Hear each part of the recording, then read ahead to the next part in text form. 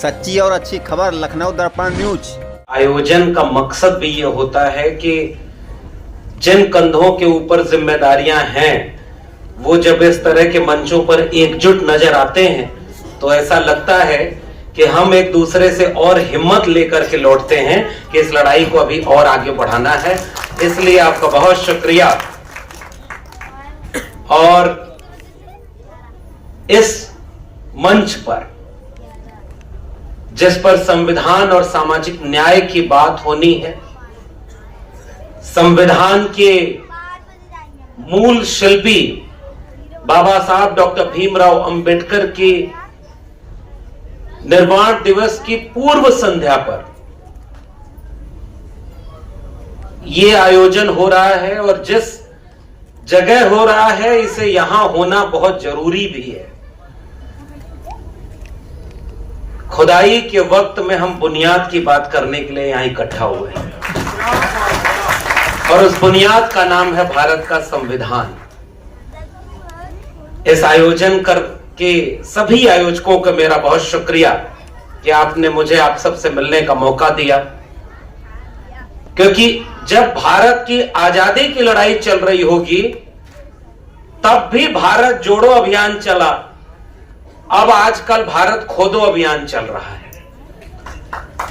और ऐसे वक्त में ये खुदाई सबसे ज्यादा बड़ा खतरा बनकर के जिसके सामने आई है उसका नाम है भारत का संविधान। और हम संविधान बचाने वाले लोग यहां इकट्ठा हुए हैं। अलग अलग खित्ते में, अलग अलग खेमे में, अलग अलग रंग में जो जहां इस तरह की लड़ाई लड़ रहा है, आज वक्त का तकाजा है कि उसे न्यूनतम सहमति पर हर वक्त मोड़ पर ऐसे मंचों पर एक साथ बैठना होता है।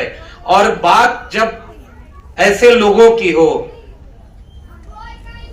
जो ये मंच सजा है ये राजनीतिक नहीं है, वैचारिक मंच है, इसलिए राजनीति से ज्यादा बड़ा मंच है, इसके लिए भी हम शुक्रिया अदा करते हैं। उत्तर प्रदेश के बड़े कवि रहे आदरणीय उदय प्रताप सिंह जी की एक लाइन मुझे याद आती है कि इस दौर में जब कोई नहीं सच बोल रहा है, एक तुझको ही क्या बड़ी, इस दौर में जब कोई नहीं लब खोल रहा है, तुझको ही क्या पड़ी है जो सच बोल रहा है। मैं संजय सिंह जी को बहुत धन्यवाद देता हूं कि आपने हमें यह मौका दिया कि इस तरह के तिरंगा शाखा के आयोजन में एक जो बौद्धिक और सामाजिक सम्मेलन सामाजिक न्याय और संविधान पर हो रहा है, इसमें आपके साथ शरीक होने का मौका मिला। और ये वक्त बहुत नाजुक है। जितनी बातें मुझे कहनी थी उसका एक हिस्सा नीरज भाई ने कह दिया, और कई बार ये फायदा हो जाता है कि पूर्व के वक्ता वो बातें कह चुके हैं जो हमें कहनी थी। इनसे सारी बातों को सहमत होते हुए मैं आपसे गुजारिश करना चाहता हूं, बच्चे यहां बैठे हुए हैं, बहुत देर से बैठे होंगे, हम लोग भी बच्चे रहे, विद्यार्थी रहे। बचपन में हमने कविता सुनी थी कि हम लाए हैं तूफान से कश्ती निकाल के, इस देश को रखना मेरे बच्चों संभाल के। ये उम्मीद थी कि जितने लोगों ने तूफान से दरिया पार करके इस मुल्क की कश्ती को हमें सौंपा, उन्होंने ये उम्मीद रखी थी कि इसे संभालना, और आज हम वहां खड़े हैं कि इसे संभालने में भी बहुत मुश्किल आ रही है। जिस नायक की तस्वीरें आयोजन समिति ने लगाई हैं, ये पोस्टर जाते आते फोटो खींचकर इसका ले जाइएगा, इसके लिए भी मैं बधाई देता हूं। इस तरफ लिखा है शिक्षित बनो, संगठित रहो, संघर्ष करो। बाबा साहब डॉक्टर अंबेडकर का सबसे अहम वाक्य जो मुझे बहुत अच्छा लगता है वो यही है कि इस लड़ाई की सबसे पहली बुनियाद है शिक्षा, इसलिए शिक्षित बने बिना संगठित होना मुश्किल है और फिर संघर्ष असंभव हो जाता है। और इसलिए ये शिक्षित बनने, संगठित रहने और संघर्ष करने का वक्त है। आप दूसरी तरफ देखेंगे उसी का एक एक्सटेंशन कि शिक्षा वो शेरनी का दूध है, जो पिएगा वो दहाड़ेगा। ये सबसे महत्वपूर्ण वाक्य है। और ये वाक्य इसलिए है क्योंकि आज इस देश में उनकी हुकूमत है जिनकी डिग्री आज भी पता नहीं है कि वो कौन सी डिग्री आखिरी उनके पास है। और जिनकी बात हम कर रहे हैं बाबा साहब डॉक्टर अंबेडकर की, उनके पास कुल मिलाकर 32 डिग्रियां थी और 4 पीएचडी उन्होंने की थी, विदेश से पढ़कर आए थे और 32 डिग्रियों में से एक भी डिग्री फर्जी नहीं थी, सारी ओरिजिनल डिग्रियां थी। इसलिए वो शिक्षा की एक अहमियत जानते थे। उनके गुरु थे ज्योतिबा फूले, जो कहते थे कि विद्या बिना मति गई, मति बिना गति गई, गति बिना वित्त गया, वित्त बिना शूद्र भय, एक अविद्या ने जाने कितने अन्याय अत्याचार किए। हजारों साल के संघर्ष से एक सपना बना जिसका नाम भारत था। भारत भूगोल के नक्शे पर खींच दी गई लकीर के बीच में आने वाले जमीन के टुकड़े का नाम नहीं है। भारत एक एहसास का नाम है, एक ख्वाब का नाम है।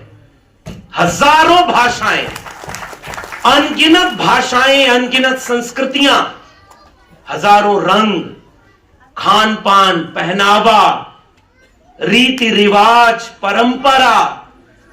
हमारे यहां कहावत पूर्वांचल में चलती है सर, कोस कोस पर बदले पानी, 4 कोस पर बानी। इस देश में एक रंग कभी रहा ही नहीं। किसी आदिवासी इलाके में चले जाएंगे तो एक अलग भारत नजर आएगा। किसी दलित बस्ती में आज भी चले जाइए तो वहां एक अलग भारत सांस ले रहा है। किसी गांव कस्बे में सुदूर इलाके में चले जाइए, किसी और बस्ती में चले जाइए, रंग बदलेंगे, पहनावा बदलेगा, भाषा बदलेगी, संस्कृति बदलेगी, खान पान सब बदलेगा। उन सब को अगर किसी ने एक किया, जोड़ा, तो उस किताब का नाम है भारत का संविधान। उसी संविधान से ये भारत सबका भारत है। इसलिए मैं कहता हूं कि भारत एक जिंदा है, एक जिंदा तस्वीर का नाम है। यह हर पल बदलता रहा है। हजारों साल में इस भारत ने जितने मोती पिरोए होंगे, उनकी जब माला बनी तो उसका नाम भारत का संविधान है। क्योंकि इस संविधान में तथागत बुद्ध के विचार हैं, प्रज्ञाशील करुणा। प्रज्ञा का अर्थ ये बुद्धि। आजकल चाहते ही है कि बुद्धि इतनी कमजोर कर दी जाए, सोचने समझने की ताकत इतनी खत्म कर दी जाए कि आपको यह बताया जाए कि गोबर खाने से बीमारी दूर हो जाती है। आज के देश के विश्वविद्यालयों और अकादमिक संस्थानों के सामने मुझे सबसे बड़ा खतरा यह नजर आता है कि अगर संविधान नहीं रहेगा तो उनके मुख्य द्वार पर बहुत बड़ा गोबर का ढेर हो जाएगा। उस गोबर के ढेर होने से बचाना है अपने देश के प्रज्ञाशील यानी बुद्धि विवेक को। जिस बुद्धि विवेक ने बताया कि गाय का बच्चा भी गोबर नहीं खाता, उसे पता है कि गाय का दूध पीने से आपका विकास होता है। इस देश को हमें गोबर खाने वाला देश नहीं बनने देना। और इसको रोकने के लिए सबसे बड़ा हथियार अगर आज कोई है तो भारत का संविधान है। इस देश में जो सबसे बड़ा खतरा ये मेहनतकश लोगों के हजारों साल के सपने से बना। मैंने क्यों कहा कि संविधान में बुद्ध की आज भी, बुद्ध खुद आत्मा को नहीं मानते लेकिन भाषा के लिहाज से कहें तो बुद्ध की सांसें आज भी भारत के संविधान में मौजूद है। फिर विपरीत वक्त आया होगा तो कोई कबीर पैदा हुआ होगा। काकर पाथर जोर के मस्जिद लई चनाए, ताचड़ मुल्ला भाग दे क्या बहरा हुआ खुदाए। तो पाथर पूजे हर मिले तो मैं पूजूं पहाड़, ताते ये चाकी भली पीस खाए संसार। अरे इन दोन राह न पाई हिंदुन की हिंदुआई दे के तुर्कन की तुर्क। बुद्ध के बाद कबीर की चेतना। कबीर ने एक ऐसा समाज बनाने की कोशिश की जिसका खतरा था, मेरा तेरा मनवा कैसे एक हो ही रे। आप सोचिए, तू कहता कागज की लेखी, मैं कहता आंखन की देखी, मैं चाहता सुलझावन हारी, तू देता उलझाई रे, मेरा तेरा मनवा कैसे एक होई रे। कबीर कैसा भारत बनाना चाहते थे?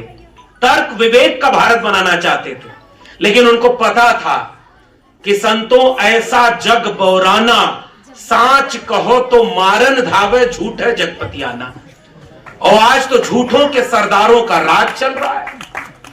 दुनिया में बहुत अच्छे और खराब नेता पैदा हुए होंगे, लेकिन दुनिया में सबसे बड़ा झूठा नेता पैदा करने का श्रेय इसी देश को जाता है। और उनके झूठ का सिलसिलेवार पर्दाफाश करते हैं। संजय जी बैठे हुए हैं, इसलिए बीच बीच में उनका जिक्र आ जाएगा।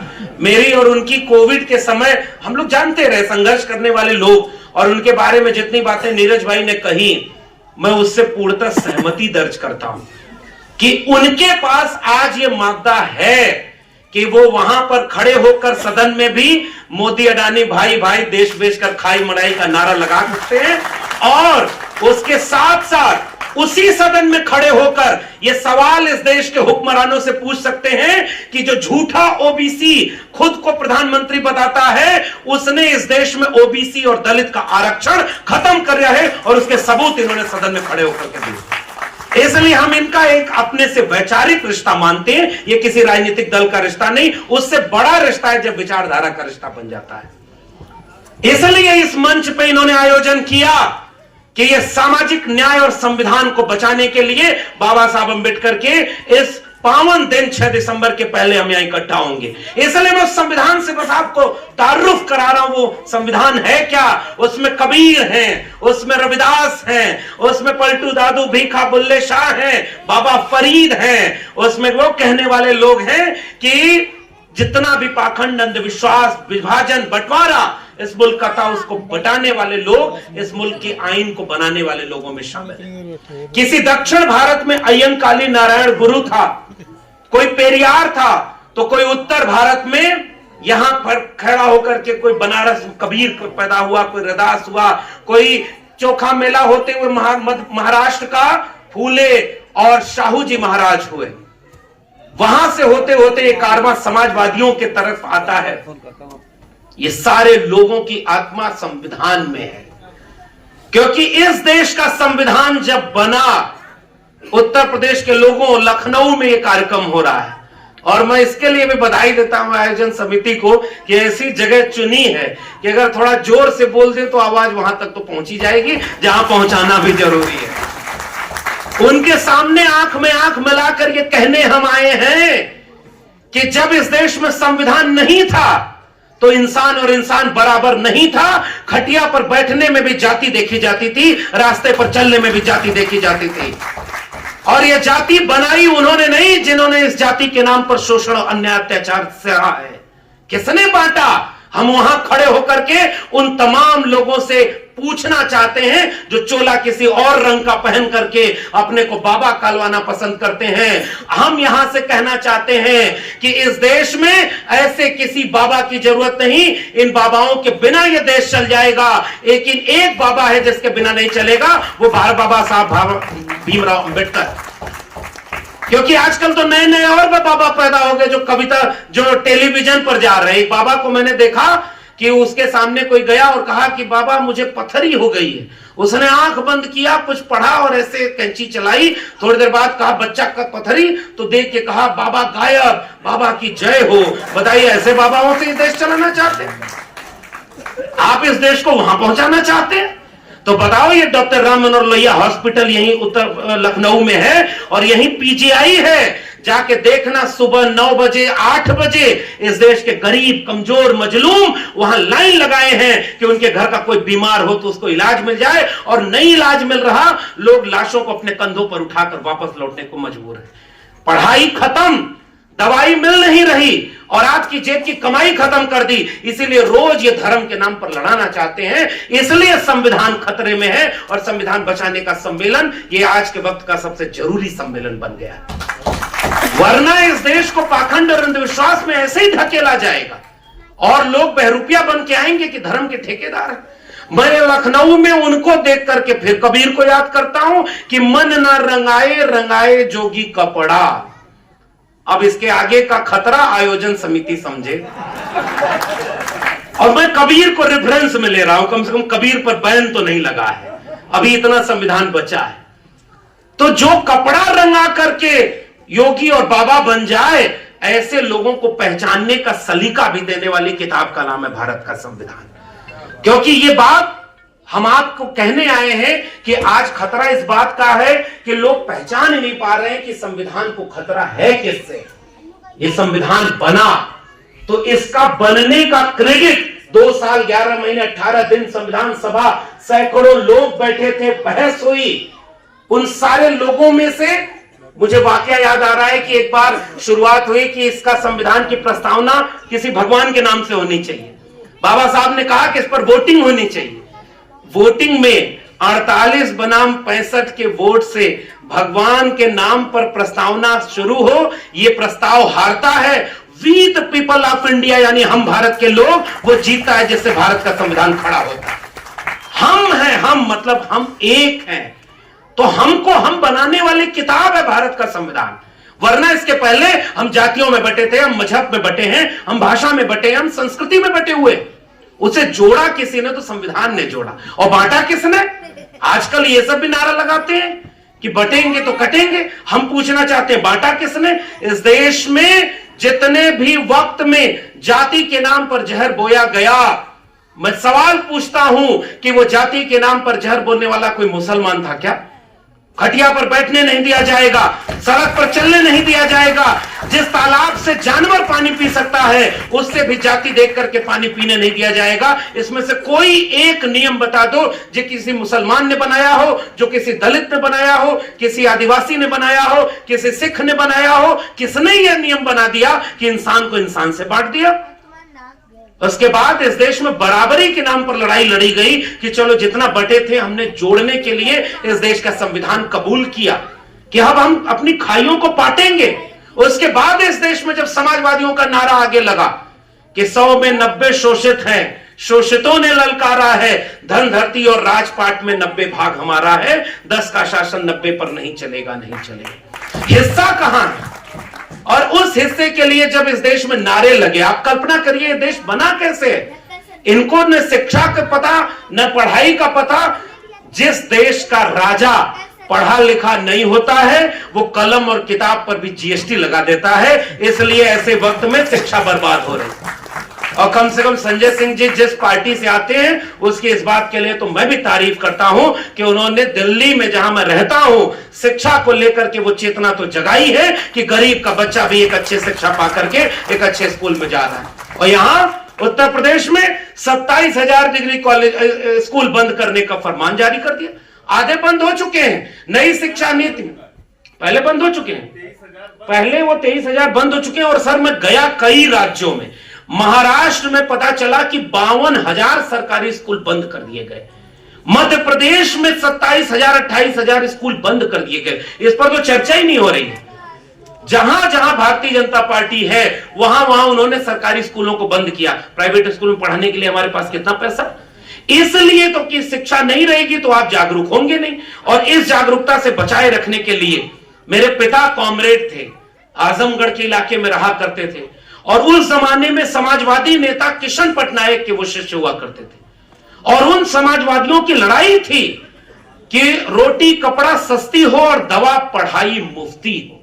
डॉक्टर राम मनोहर लोहिया का यहां नारा लगा हुआ है। डॉक्टर लोहिया, डॉक्टर भीमराव अंबेडकर, शहीद आजम भगत सिंह, कर्पूरी ठाकुर, इन लोगों ने लड़ाई किस चीज की लड़ी थी? शिक्षा और सम्मान की लड़ाई। दो बातें हैं मोटी मोटी, हमें चाहिए इज्जत रोटी। रोटी की लड़ाई और इज्जत की लड़ाई, बराबरी और सम्मान की लड़ाई, उस लड़ाई को आगे बढ़ाने का काम हमारे लोगों ने किया। जिसमें समता की चाह नहीं वह बढ़िया इंसान नहीं, समता बिना समाज नहीं, बिन समाज जन राज नहीं, वो लड़ाई पुरानी हमारे यहां तक चली आई। जो जमीन को जोते बोए वो जमीन का मालिक होए, राष्ट्रपति का बेटा हो या चपरासी की हो संतान, टाटा बिरला गरीब का बेटा, सबको शिक्षा एक समान। वो लड़ाई आज कहां खड़ी है? सबको शिक्षा सबको काम वरना होगी नींद हराम। शिक्षा पर जो खर्चा हो बजट का 10वां हिस्सा हो और सबको शिक्षा दे न सके जो, वो सरकार निकम्मी है। और जो सरकार निकम्मी है वो सरकार, ये नारा लग करके ये भारत यहां तक पहुंचा था। और अब तो शिक्षा के नाम पर कोई बात ही नहीं होती, ताकि अनपढ़ और गंवारों की भीड़ पैदा हो जाए जो किसी मस्जिद पर खड़े होकर के झंडा उतारे और अपना झंडा लगाए और इसी के नाम पर वहां गोली चले, पत्थर चले और गरीब कमजोर दलित पिछड़े और मजलूम का बच्चा मारा जाए और इनके भाजपाइयों के बच्चे सब विदेश में पढ़ाई करने चले जाए। और अगर आप गृह मंत्री हैं तो आपका बेटा बिना बैट बल्ला पकड़े पहले बीसीसीआई का चेयरमैन बने, फिर आईसीसी का चेयरमैन बन जाए, और यहां गरीब का बच्चा कहां जाएगा? जितने लोग दंगाई माहौल बनाना चाहते हैं इस देश में, इस दंगे को रोकने का एक अस्त्र आपके पास है, जिसका नाम है भारत का संविधान। इसी संविधान का विरोध किसने किया, उस इतिहास को आखिर में आपसे साझा जरूर करना चाहता हूं, ताकि वैचारिक दुश्मन पहचान में आए। इस संविधान का विरोध जिस दिन 26 नवंबर 1949 को इस देश ने अपना संविधान अंगीकृत किया, 30 नवंबर 1949 को आरएसएस का पत्र ऑर्गेनाइजर एक लेख छापता है कि यह भारत का संविधान तो हम स्वीकार ही नहीं करते, क्योंकि इसमें मनुस्मृति का कोई योगदान ही नहीं लिया गया है। यह सबसे बड़ा खतरा इस देश के ऊपर है कि उनके जहन में मनुस्मृति है और वो चाहते हैं कि मनुस्मृति से ही यह देश चले। इसीलिए तो नारा लगाया था, अब की बार 400 बार ताकि संविधान बदलना है। और मैं तो उत्तर प्रदेश के लखनऊ में खड़ा हूं, उत्तर प्रदेश वालों को बधाई देना चाहता हूं कि उत्तर प्रदेश को आप इसके लिए क्रेडिट दे दिए कि संविधान बदलने का मंसूबा पालने वालों को पूर्ण बहुमत भी नहीं मिला और 240 पर रोक दिया गया। उससे भी बड़ी बात, अयोध्या हार गए। और इस वाक्य को हर बार बोला करिए अगले 5 साल के लिए। आपको यहां के उत्तर प्रदेश वासियों ने एक बहुत बड़ी राहत दी है। पहलवा जादू टोना सब चलता था तो ताबीज दिखा दी जाती थी कि भूत प्रेत नहीं आएंगे।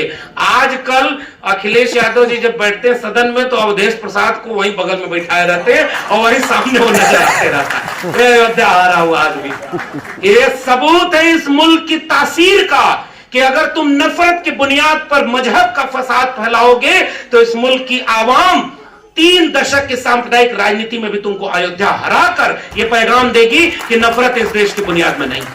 इसलिए आखिर में मैं कहना यह चाहता हूं, मजहब खतरे में नहीं है, मजहब खतरे में नहीं है।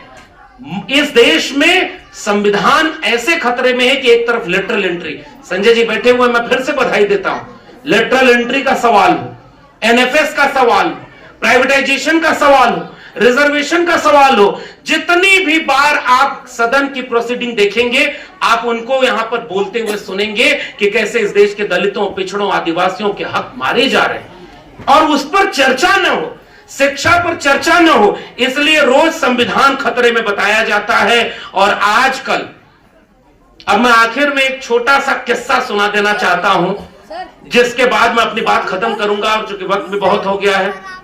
कल रात मैंने एक सपना देखा और सपना यह देखा कि एक जगह खुदाई हो रही है। आप मेरे व्यंग को समझ जाएं तो इसी में मेरा पैगाम है। यह देश मनुस्मृति का देश न बने, भारत के संविधान का देश बने, इसके लिए यह आयोजन है। इसलिए आज की तारीख में अगर आप मजहब को मानते हैं तो मानिए, जिस भी धर्म को पूजते हैं तो पूजिए। एक गुजारिश यहां से लेकर जाइएगा कि अपने घर में संविधान की एक कॉपी जरूर रखिएगा और उस पर बातचीत करिए। मुझे लग रहा है वहां से लड़ाई का आगाज हो जाएगा और न्यूनतम सहमति पर अधिकतम एकता बनाने का वक्त है।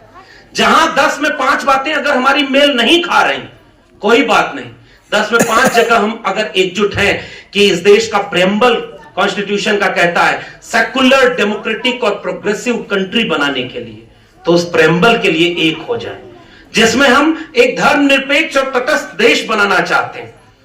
अब आखिर में मैं अपना सपना सुना करके आपको जाना चाहता हूं, क्योंकि सपने देखने का काम प्रधानमंत्री जी तक ही थोड़ा है।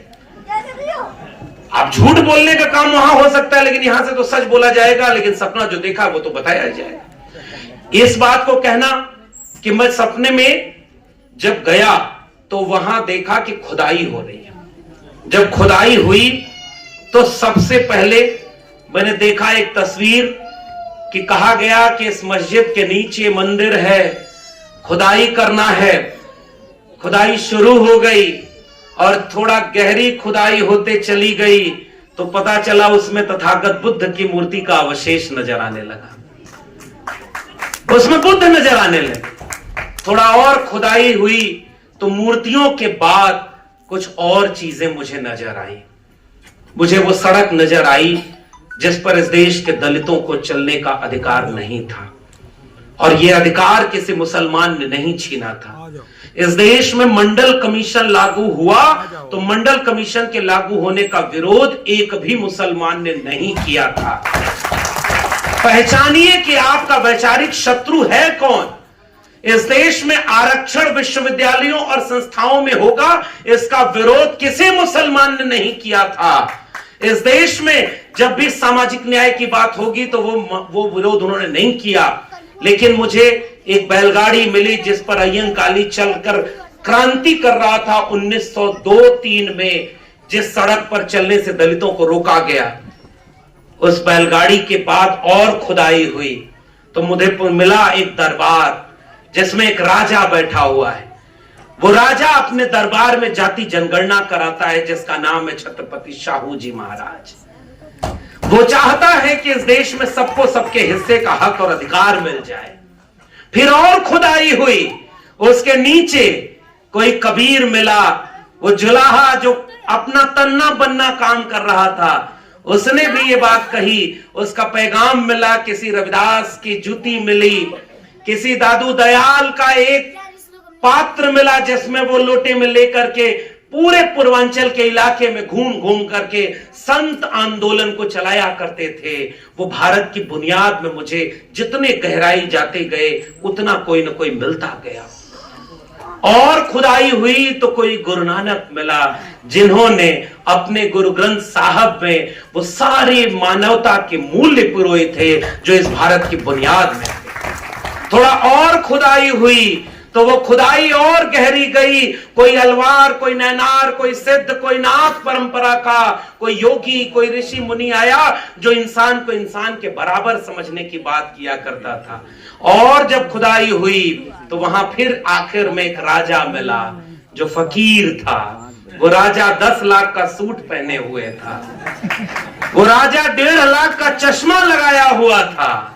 वो फकीर के पास एक झोला था जिस झोले में उसने इस देश के गरीब कमजोर बच्चों की शिक्षा, स्कूल, कॉलेज, नौकरियां, सम्मान और अधिकार को अपने झोले में भर लिया था और उसे अपने देश के पूंजीपति दोस्तों को बेच रहा था और ये कह रहा था कि देखो तुमको मजहब की बुनियाद पर मैंने लड़ा दिया, देखो तुमको जात पात के नाम पर बांटा हमने, लड़ाया हमने, लेकिन इस देश पर हुकूमत आज भी हमारी चल रही है। और खुदाई अंत में जब पहुंची तो वहां पर चल करके मुझे इस मुल्क का सबसे पुराना दस्तूर, सबसे पुराना सिंधु घाटी सभ्यता का एक मुहर मिली जो चीख चीख करके कहती रही कि ये मुल्क ऐसे फसादियों के हाथ जलने से, ऐसे नफरतियों के हाथ जल जाने के लिए तैयार नहीं है।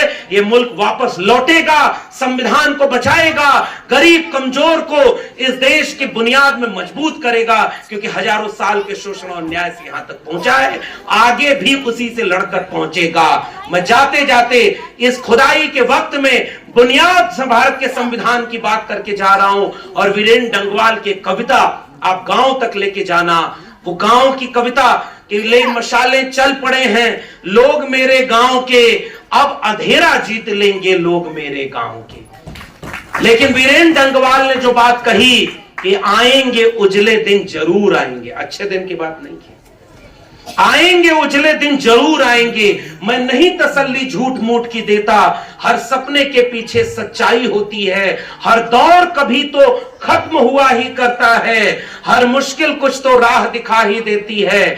अब तक चलकर आए हैं इतने लाख वर्ष, तो आगे भी चल करके ही हम जाएंगे, आएंगे उजले दिन जरूर आएंगे। आपने मुझे सुना, इसके लिए बहुत बहुत धन्यवाद। पूरी आयोजन समिति का धन्यवाद। फिर मिलेंगे, लड़ेंगे, जीतेंगे। इनकलाब जिंदाबाद। जय भीम, जय मंडल, जय संविधान, जय समाजवाद और उल गुलान जिंदाबाद।